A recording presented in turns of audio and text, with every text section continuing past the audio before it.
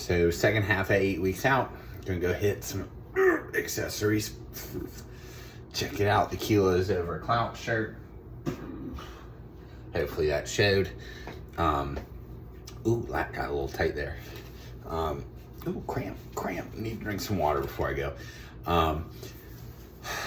Shouldn't have too busy of a day, but basically 2 to about 8 tonight. I'll be pretty busy with teams and cleaning up the gym. What else? I have a phone call at 10:30. I'll probably push it back a little bit to like 10:45, just so I can go to the bathroom and everything before I or when I'm done with the gym. Let's see what else. I'm gonna lay out. I'm not gonna lay it out. I'm gonna help them figure out how to go into their meet in August. I think is when they want to do it. I'm doing that for free. I like the person. I'm not writing the program. That's very different. I'll do consulting stuff for pretty much free right now. But that is not me writing you a program. That is you coming to me with your problems and what you already have, and me saying like, I might change this, I might change that. I have had people basically ask me to do my coaching for free, and then they'll get mad when I'm like, no, you're asking me to do what I get paid to do for free just for you. And I understand that some people don't intend it to come across that way, and I'm very polite about how I explain that, but like, if you have 4 weeks already written and you would like my assessment and maybe some suggested adjustments, I will do that. If you don't have 4 weeks written and you come to me and say, here's what I want to do, can you write that for me? No, that's my job to write you a program based off what I think is important, relevant to you as the person. I'm not doing that for free. Will I charge you the same amount that I charge for my actual coaching? No, but I also don't like doing just programming, because inevitably something will get fucked up and then I'll be the person to blame. And sometimes it would be my fault, right?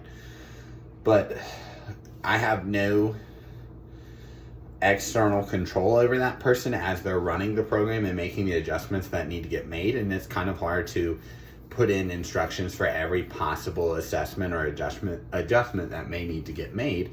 And so then when they don't make the progress they think they're going to make in, say, an 8 to 12 weeks, they get really mad. The only people I'll do that for are former athletes of mine. Like I did it for a thrower last year, but that's also because he knew exactly what I wanted. I had worked with him for a year. He already understood exactly what everything was. He understood the purpose of different days insofar as they fit into his throwing practice, and that was different. But with powerlifters, where it's like, I want to be great at powerlifting, but then they don't actually do the shit to make themselves better at powerlifting, like a college athlete who actually is interested in performing well in their sport does, I have no interest in doing those things for those people. So here's some rear delt work. I did about 4 or 5 sets. I can't remember. Between like 100 and like 140 pounds or something like that. I don't have my notebook in front of me. But a big thing here is I'm just trying to figure out like what do I need in terms of like where's the hands need to be, what's the squeeze kind of feel like. So I haven't used something like this in years. So it today was more like let's get familiar with it rather than like push it. And then we have some dumbbell overhead. And just as like for the record, this is not all I do on my accessory days. I just don't show everything. I pick and choose because it'd be boring to see the same shit every time, especially when it's the lighter work. No one likes to watch that. But then here's some dumbbell overhead work. Um, Nothing crazy, 60 pounds, which for me feels pretty good. Like usually I get to 50 and my shoulders start screaming at me, but they've been in a really good position. So I was just like, you know what? Let's just take what we get here. I'd love to get it up to like 80 to 90, but we take what we got. And then some pull-ups with my weight belt, i.e. a band, and 10 pounds. Big thing here is just like the range of motion. If I go all the way down, that does kind of crank the shoulder a little bit. Um, for whatever reason. And also just looking at it, wow, I hang a little to the left. I did not notice that before. But there you go. So I actually like pull-ups, but again, like I have to be mindful of like what gets irritated and what doesn't. And so sets of 6 there was like, okay, not a bad idea. And so here we have my fat hot dog head and some paused floor flies. initially I started with no pad underneath me, and now like the last couple weeks I've moved to a pad, and this way I can get a bigger range of motion. And the reason I'm doing it on the floor is I can kind of get the stopping point without overexposing the shoulder and the pec. And so eventually the goal is to move back onto the bench, but for now it's like let's just add that increased range of motion slowly over time. Like build up the strength in the positions you already have access to, and then go ahead and move it on up.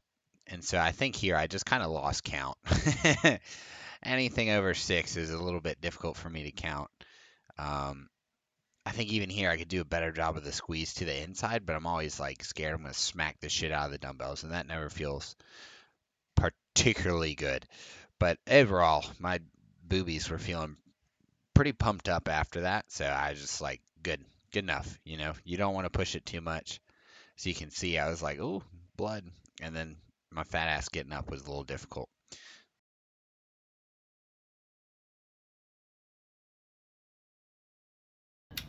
Getting ready to go do my second SBD day of the week.